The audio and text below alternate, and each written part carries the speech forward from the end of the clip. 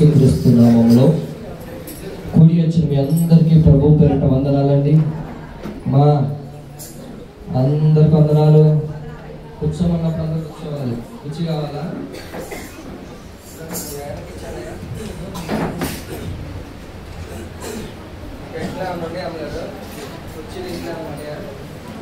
చాలా మంది కుర్చీ వేసుకోండి. వెనక్కి కొద్దిగా నువ్వన్నా వేసుకొస్తాను. కొంచెం గోడగానే వేసుకోండి. గోడకి వేసుకోండి. కొద్దిగా కూర్చోవడానికి ప్లేస్ జనాలంతా సరిపోవాలి. కొంచెం ఇంకా సర్దుకోవాలి. ఇంకా వేసుకోవాలి. ఏం కాదు కదా, సౌండ్ ఎక్కువ అరవలేదు కానీ కొంచెం వేసుకోండి. అటు వేసుకోండి త్వరగా.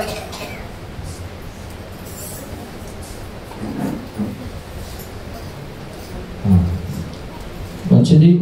దేవుని మహాకృపను బట్టి మనందరినీ ప్రభు గడిచిన కాలం అంతా ఎంతగానో కాచి సజీవ సంఖ్యలో ఉంచిన దేవాతి దేవుని రెండు హస్తాలు ఎత్తి ప్రభు నామని కనపడతాం. బిగ్గరగా దేవునికి స్తోత్రం. హల్లెలూయా. దేవునికి స్తోత్రం.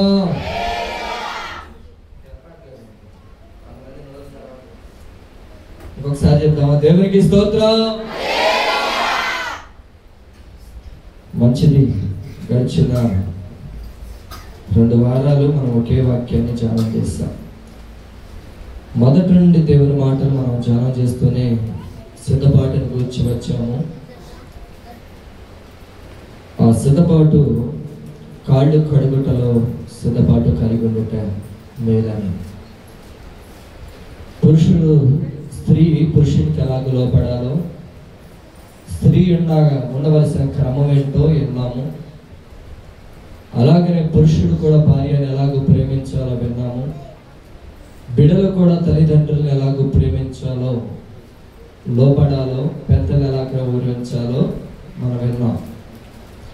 కానీ ఇంకొక సందర్భాన్ని చెప్పాలనుకున్న, కానీ చాలామంది అడిగిన విధానాన్ని బట్టి కాదు, కానీ కొన్ని విషయాలు నేను గమనించినప్పుడు తల్లిదండ్రులు కూడా బిడ్డలకి కోపాన్ని రేపుతూ ఉంటారు.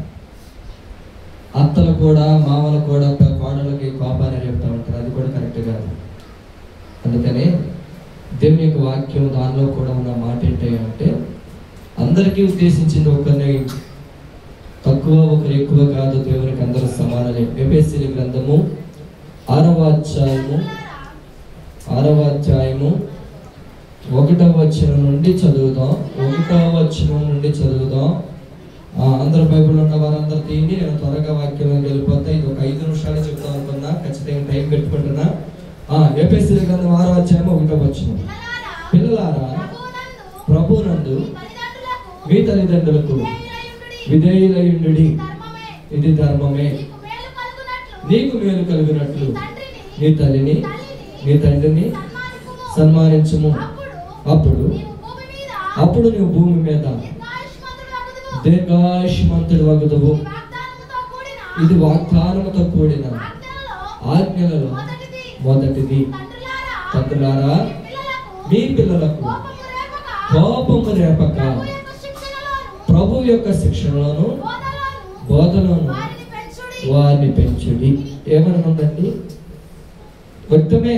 తల్లిదండ్రులు ప్రేమించడం ధర్మమే. తల్లిదండ్రులు ప్రేమించి నడవడము, కుమారులుగా కోడలుగా అన్ని విషయాల్లో ధర్మమే. నేను ఒక మాట అడుగుతాను.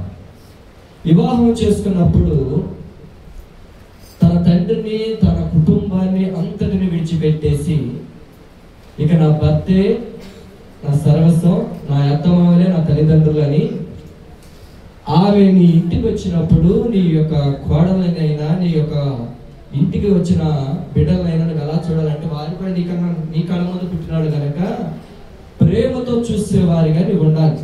పిల్లలకి కోపమును రేపక, పిల్లలకి కోపమును రేపక అంటే ఒక అత్తగా నువ్వు కోడలకి కోపాన్ని రేపేటట్టు ఉండకూడదు.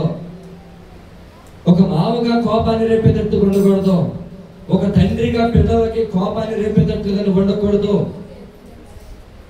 ఒక తల్లిగా బిడ్డలకి కోపాన్ని రేపేటట్లుగా నువ్వు ఉండకూడదు, మాట్లాడకూడదు. కొంతమంది తల్లులు తండ్రులు చేసే పని ఏంటంటే, బిడ్డల ముందు ఇష్టానుసారంగా నడిస్తే బిడ్డలకు కోపం రాదా? ఒక తల్లి ఇష్టానుసారంగా నడిచింది అనుకోండి, ఆ బిడ్డలకి తండ్రికి ఆ బిడ్డలకి ఎంత కోపం వచ్చిందో. ఒక తండ్రి ఇష్టానుసారంగా నడిచాడు అనుకోండి, ఇష్టానుసారంగా తాగి తిరిగి తందనాలు ఆడుతా గొడవలు పెట్టుకుంటా ఉన్నాడు అనుకోండి, బిడ్డలకి కోపం రాదా? లేనిపోయిన తగాదాలన్నీ తెచ్చి పెడుతున్నారని బాధలు రావా? బాగా గమనించండి. పిల్లలకి ఏ రీతిగా బాధలు వస్తాయి, పిల్లలకి ఏ రీతిగా కోపం వస్తుంది అంటే, తండ్రి ఆస్తిని ఆగం చేస్తున్నప్పుడు, తాగి తందనాలు ఆడి తన ఆరోగ్యాన్ని పాడు చేసుకొని తగాదాలు ఆడి గొడవలు తీసుకొని ఇంటికి వచ్చి పెడుతున్నప్పుడు బిడ్డలకి కోపాలు వస్తాయి. ఆ కోపంలో రేపకుండా చూసుకునే బాధ్యత ఎవరిది? తండ్రిది. ఆ బాధ్యత ఎవరిది? తల్లిది. బిడ్డలకి కోపాన్ని రేపేవారిగా ఉండకూడదు. ఇప్పుడు నీ కుమార్తెకి అయితే చాలా జాగ్రత్తగా చెప్తావు, అమ్మా అట్లా ఉండు, ఇదిగో ఇలా చేసుకో, ఇలా చేసుకుంటే బాగుంటది, ఇలా ఉంటే బాగుంటది, నీ అత్త ఇంటి దగ్గర నీకు మంచి పేరు వస్తుంది, నువ్వు ఇలా ఉంటే జీవిస్తే బాగుంటది అని నువ్వు నీ కూతురికి చెప్పినట్లుగా, నీ కూతురిని ప్రేమించినట్లుగా నీ కోడల్ని నువ్వు ప్రేమించి, ఇలా చేస్తే మంచిదమ్మా, ఇలా చేసుకుందాం, ఇలా మనం ఉందాం, ఇది మన కుటుంబ గౌరవం, మనం ఇలా జీవిస్తే మంచిది, ఇలా బ్రతికితే మంచిది, ఇలా ఉంటే మంచిది అని బిడ్డకి నీ కోడలైన బిడ్డలాగా చూసుకుని చెప్పరాదు. నీ కోడల్ని ప్రేమించడం నీకు చేత కాదు. నీ కోడళ్ళ మీద నువ్వు ఎగబడతావు. నువ్వేమో కొడుకు ముందు చక్కని ప్రవర్తన ఎలాగుందో చూసుకోవడం చేత కాదు. నీ కొడుకుతోనే సిగరెట్ తెప్పించుకుంటావు, నీ కొడుకుతోనే మందు తెప్పించుకుంటావు, నీ కొడుకుతోనే ఇష్టానుసారమైన పనులు చేపిస్తావు. కొడుకులకి కోపం రే కదా? కొడుకులకి కోపం రాదా? బిడ్డలకి కోపాలు రావా? నా తండ్రి ఎవరు ఆయన చేయాల్సిన ఆయన చేసుకోవచ్చు కదా, ఇవన్నీ ఆగం చేస్తున్నాడు, అన్న నాశనం చేస్తున్నాడని బిడ్డలకి కోపం రాదా? మనం గడిచిన కాలంలో కోడలు భర్తకు ఎలా, భార్య భర్తకు ఎలా నివసించాలో తెలియజేశాడు దేవుడు. భర్త భార్యను ఎలా ప్రేమించాడో తెలియపరిచాడు. బిడ్డలు తల్లిదండ్రులు ఎలా ప్రేమించాలో తెలియపరిచాడు. ఒక తల్లిదండ్రులుగా, ఒక అత్తమామలుగా పిల్లల్ని ఎలా ప్రేమించాలో ఈ రోజు చెప్తున్నాడు. నీ ప్రవర్తన అంతటిలో నువ్వు ఎలాగ జీవిస్తున్నావు, నువ్వు నడిచే నడవడికలో నీ బిడ్డలు నడుస్తారు.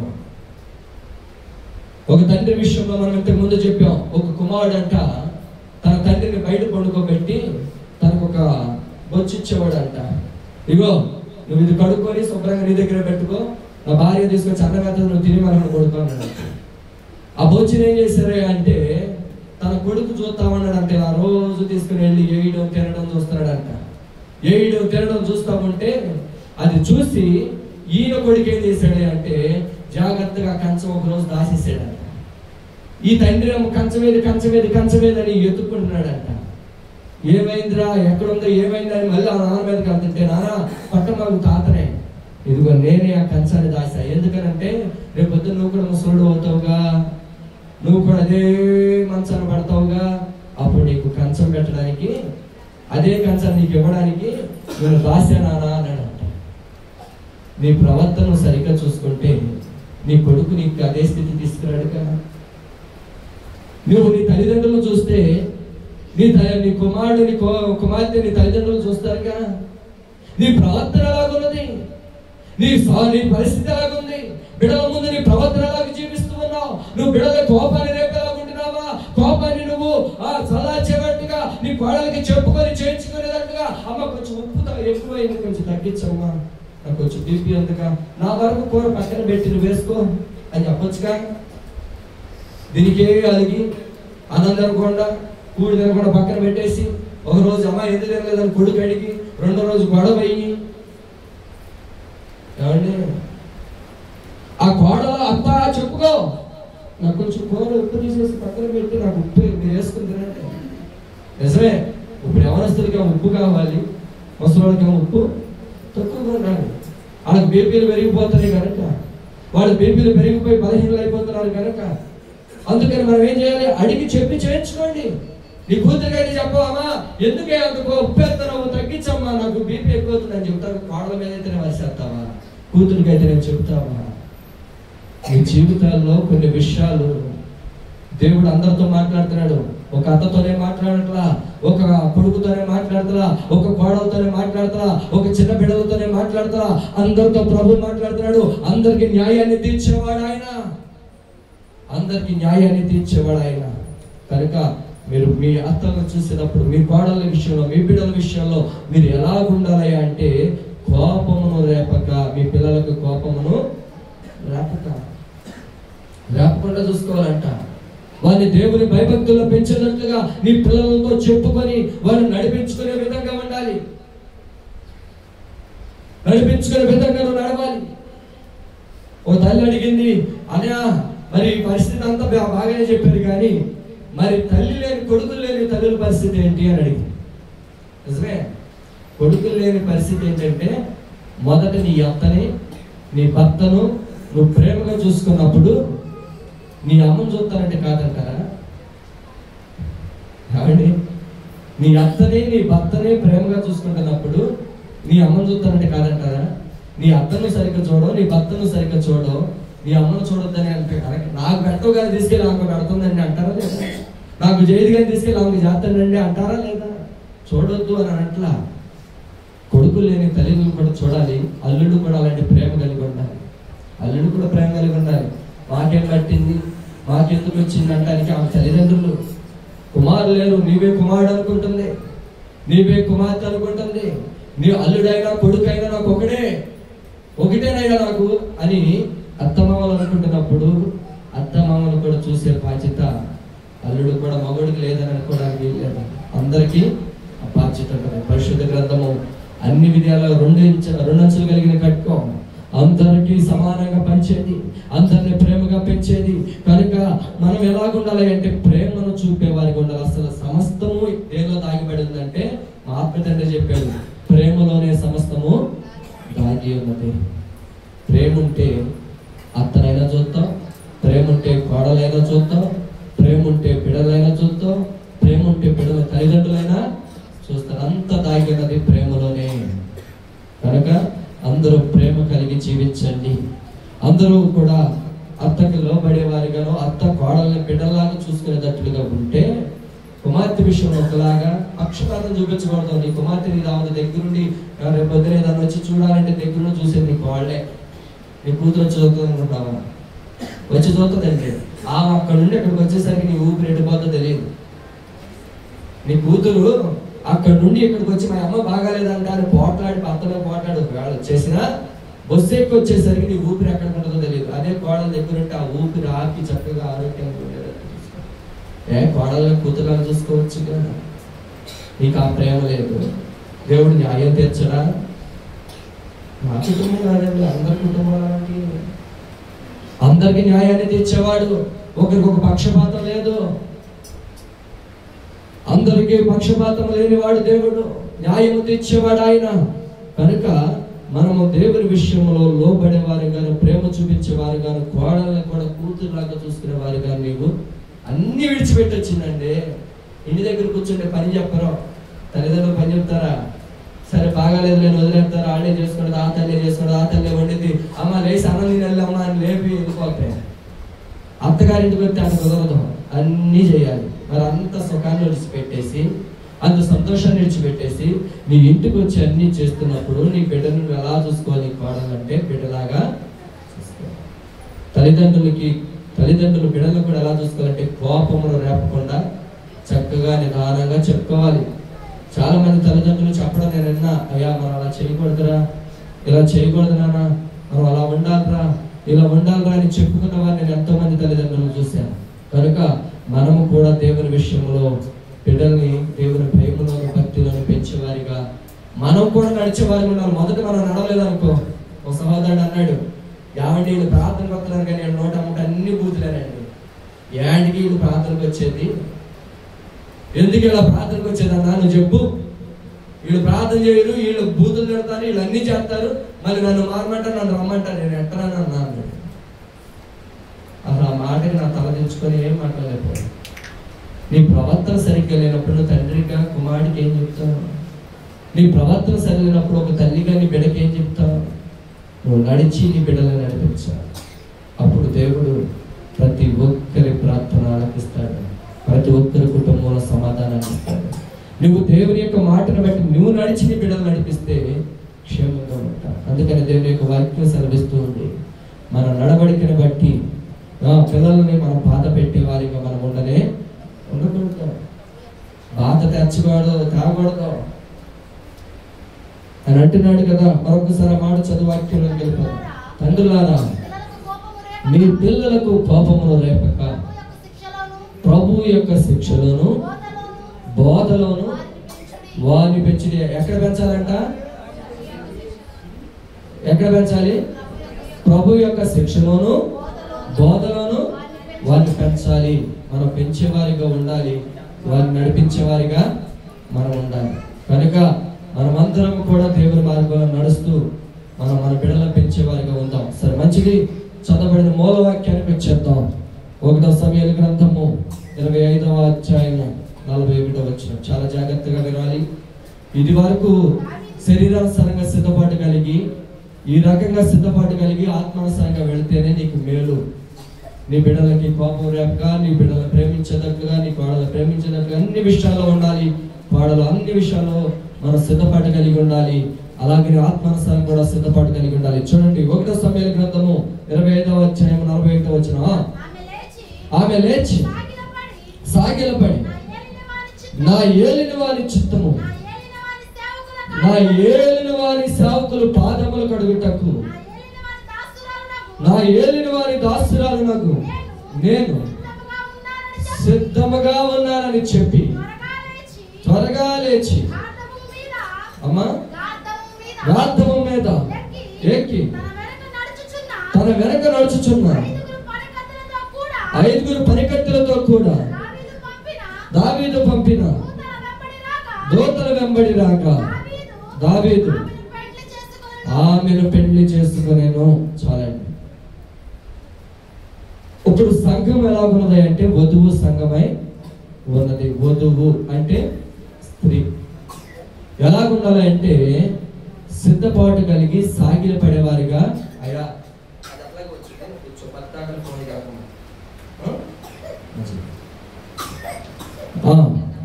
ఏమన్నట్టు ఉన్నాడు అంటే సంఘము వధువు సంఘం వలె ఉన్నది. రాజు నేను పెళ్లి చేసుకోవడానికి ఇదిగో మీరు వెళ్ళి పనికత్తెలను పంపించి తీసుకురమ్మన్నాడు. పనికత్తెలను పంపించి తీసుకుని రమ్మన్నప్పుడు ఆమె దగ్గరికి రాగానే ఆమె సాగిల పడి నమస్కారం చేసింది. ఒక మాట చెప్తా, బైబిల్ గ్రంథంలో దేవుని దూత రాగానే సాగిల పడ్డవారు ఉన్నారా లేరా? దేవుడు ఏం చేశాడంటే దూతను పంపించాడు. ఒకసారి గాబ్రియేలు దూతని, ఒకసారి మిఖాయేలు దూతని, ఒకసారి ఒక దూతను పంపించి ఎలిజబెత్ దగ్గరికను తన భర్త దగ్గరికి పంపించినప్పుడు ఆ దూత వచ్చినప్పుడు వారు సాగిల పడి నమస్కారం చేశారంట.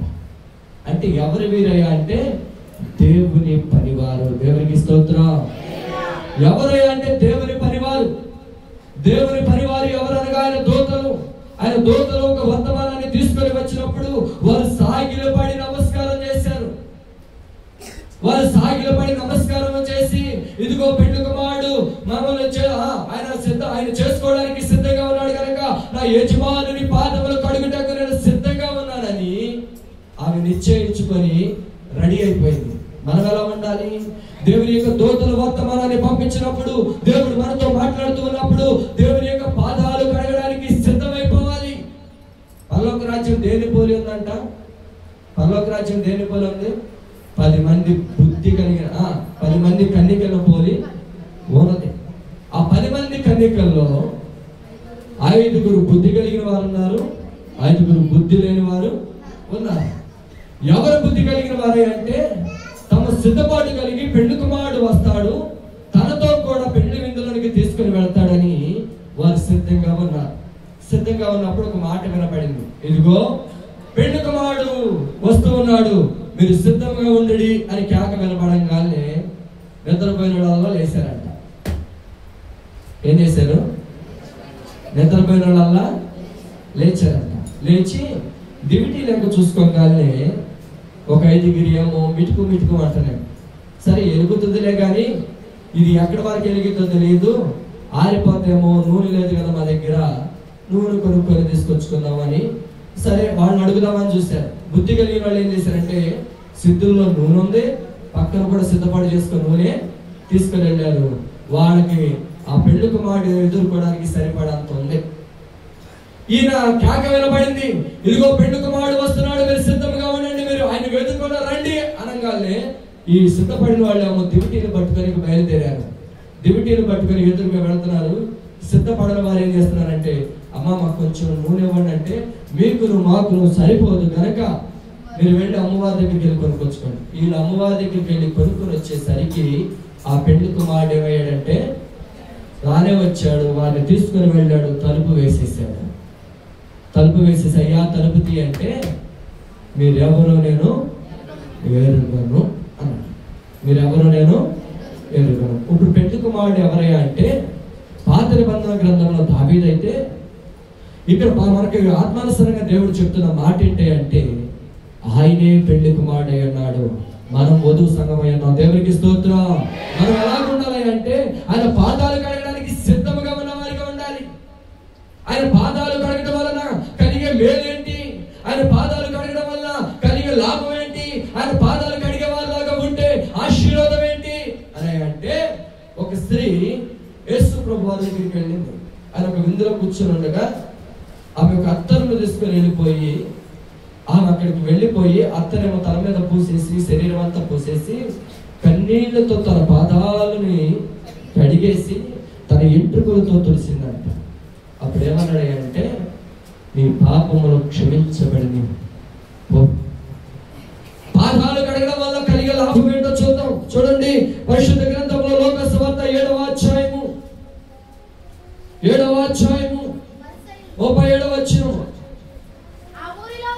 ఆ ఊరిలో ఉన్న పాపాత్మురాలైన ఒక స్త్రీ యేసు పరిసయ్యుని ఇంట భోజనములకు కూర్చున్నాడని తెలుసుకొని ఒక బుట్టిలో అత్తరు తీసుకొని వచ్చి వెనక తట్టు ఆయన పాదముల యొద్ద నిలవబడి ఏడ్చుచు కన్నీళ్లతో ఆయన పాదములను తడిపి తన తల వెంట్రుకలతో తుడిచి ఆయన పాదములను ముద్దు పెట్టుకొని ఆ అత్తరు వాటికి పూసెను. ఆయనను పిలిచిన పరిసయ్యుడు అది చూసి ప్రవక్త అయిన యెడల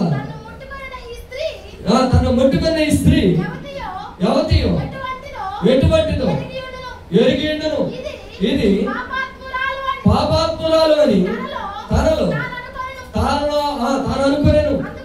అందుకు యేసు సీమోను నీతో ఒక మాట చెప్పవాలని ఉన్నానని అతనితో అనగా అతడు బోధకుడా చెప్పమనెను.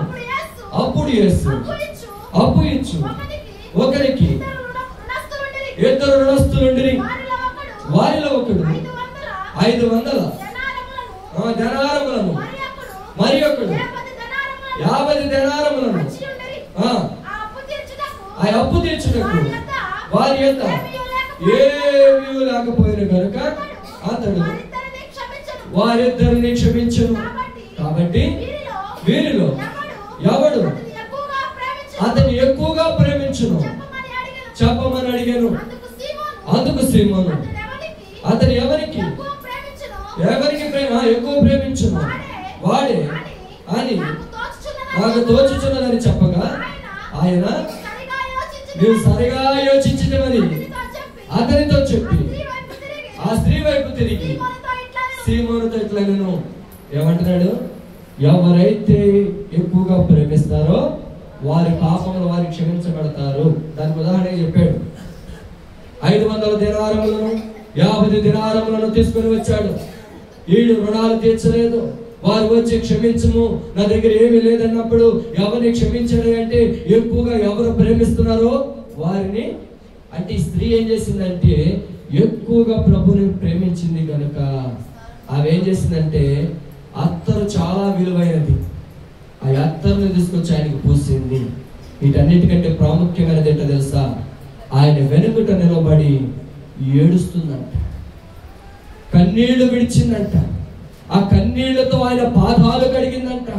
దాసుని యొక్క యజమాని యొక్క పాదాల దగ్గర నేను ఉండుటకు, నేను ఆయన పాద పరిచర్య చేయటకు నేను సిద్ధంగా ఉన్నానని మనం ఎప్పుడు సిద్ధపాటు కలిగి ఉండాలి. ఆ సిద్ధముగా ఉండి ఆ స్త్రీ పాపాత్మురాలు, అక్కడ స్పష్టంగా రాశాడు, ఆ ఊరిలో ఉన్న పాపాత్మురాలైన ఒక స్త్రీ. ఎవరంట? ఆ ఊరిలో ఉన్న ఒక పాపాత్మురాలైన ఒక స్త్రీ ఆయన పాదాలు తడిపి కడిగిందంట. కన్నీళ్లతో పాదాల దగ్గర కడిగి, ఆయన కన్నీళ్లతో పాదాలు కడిగి కడిగి తల వెంట్రుకలతో తుడిచింది కనుక ఆమె ఎక్కువగా ప్రేమించినదై ఆమె పాపములు క్షమించబడినవి. దేవునికి స్తోత్రం. ఈరోజు మన పాపములు క్షమించబడాలయా అంటే, ఈరోజు మన దోషాలు క్షమించబడాలయా అంటే, ఆమె పాపాత్మురాలు కదండి, నేను పాపాత్ముడిని కాదు అనడానికి వీలు. ఏమండి, ఎంతమంది నిజాలు చెప్తే సత్యాలు చెప్తే వారికి నచ్చట్లా. హృదయంలో ఎన్ని పాపపు ఆలోచనలు ఉన్నాయి, హృదయంలో పాపపు తలంపులు ఎన్ని ఉన్నాయి. ఇదిగో నీ ఆలోచనలు చెడిపోయినవి, నీ బుద్ధి చెడిపోయినది, నీ తలంపులు చెడిపోయినవి. అవన్నీ ఎవరు చూశారో తెలుసా? నేను చూడలేదు, నీ పక్కన ఉన్నవాడు చూడలేదు, నీ యజమాని చూడలేదు, నీ భార్య చూడలేదు, ఎవరు చూడలేదు, కానీ దేవుడు చూస్తున్నాడు. ఎవరు చూస్తున్నాడు? నీ హృదయంలో ఉన్న తలంపులు, నీ హృదయంలో ఉన్న ఆలోచనలు, నీ హృదయంలో చెడిపోయిన బుద్ధి, చెడిపోయిన ఆలోచనలు, చెడిపోయిన తత్వము, నీ మనసు ఆయన ఎరిగినాడు. ఆయన చూస్తూ ఉన్నాడు నీ హృదయాన్ని. ఏమంటున్నాడు తెలుసా? నీవు ఆయన పాదములను కడిగిన ఎడల పశ్చాత్తాపపడి నీ పాపాన్ని ఒప్పుకొని ఆ పాపాత్మురాలైన స్త్రీలాగా, ఆ పాపాత్మురాలైన స్త్రీ వలె, సంఘం అంటే పురుషుడు కూడా స్త్రీ వలె ఉన్నాడు, స్త్రీ కూడా స్త్రీ వలె ఉన్నది. వధువు సంఘము ఆ పెండ్లి కుమారుని వివాహము చేసుకోవడానికి మనం సిద్ధపడినట్లుగా, ఆయన పెండ్లి విందులోనికి వెళ్ళినట్లుగా మనం సిద్ధపాటు ఉండాలి. అంటే కాళ్ళు కడుగుటకు సిద్ధపాటు కలిగి ఉండాలి. అది నీ కన్నీటితో, దేనితో? నీ కన్నీటితో ఆయన పాదాలు, ఆయన పాదాలను కడిగిన ఎడల, ఆయన పాదాలను కడిగి నీ తల వెంట్రుకలతో తుడిచినట్లుగా నువ్వు తగ్గించుకొని ఏడుస్తూ పశ్చాత్తాప పడితే దేవుడు నీ పాపాన్ని క్షమించి, ఎవడు ఎక్కువగా ప్రేమిస్తాడో వారిని క్షమించినట్లుగా అన్నట్లుగా ఆమె ఎక్కువగా ప్రేమించింది కనుక ఆమెని క్షమించడం అవసరం. విస్తారంగా ప్రేమించింది. విలువైన అత్తరు దీన్ని అమ్ముకుంటే నాకు బోర్డు డబ్బు వస్తుంది అని ఆలోచించలా. ఆ విలువైన అత్తరు తీసుకొచ్చి పూసింది. విలువైన కన్నీళ్లను కాచి పాదాలు తుడిచి కడిగేసి తుడిచింది. దేవుడు అన్నాడు, నీ పాపములు క్షమించబడి. దేవుడు చెప్పాడు, నీ పాపములు క్షమించబడి అని. ఇదిగో మన దోషాలు క్షమించబడాలి, మనం పరిశుద్ధంగా